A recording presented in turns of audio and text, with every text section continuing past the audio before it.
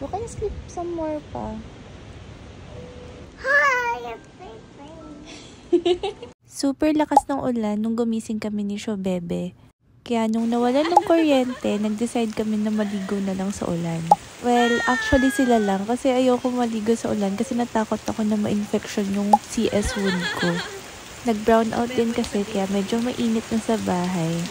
Around 5 o'clock na nung nagkaroon ulit ng kuryente. And ito si Shobebe, medyo nasasawa na nga siya sa loob ng fence niya and gusto na niya magpabuhat sa akin. Kaya lang ito, nagpapa-breastfeed ako kay Shoti kaya hindi ko siya nakuha. Nilabas ko na rin pala tong paper roll namin.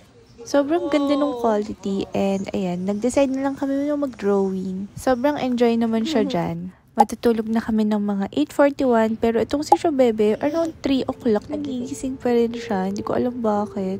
Kamusta yung sleep ng toddlers niyo? Sa amin kasi parang mas nang pupuyat pa si Shobebe kaysa kay Shoti. Kasi parehas ko silang katabi. So talagang nagigising ako. Grabe, ang payat pa ni Shoti dito compared to now. But anyway, magbukas muna tayo ng package. Mga pang toddler-proof items to kasi toddler-proof na namin talaga tong nursery. Parang drawer lock. Ayan. For some reason, tong door na to lagi siya bumubukas kahit i-close mo siya. Ayan. So weird. And binubuksan yan lagi ni Shobebe. Baka matumba. So ayan. Ang cons lang nito, kailangan 2 hands na. Ayan. Oop. Hindi na mapubuksan ni Shobebe.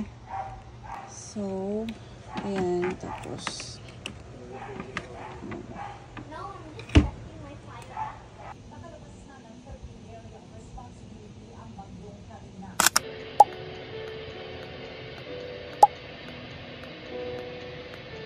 madalas pag may panaginip si Blair, every morning ikukwento talaga niya yan, no fail.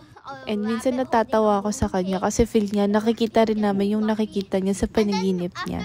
Medyo makulimlim the past few days so nahirapan kami magpa-araw. So nung nagkaroon ng konting araw, pinasunbait ko agad si Shoti.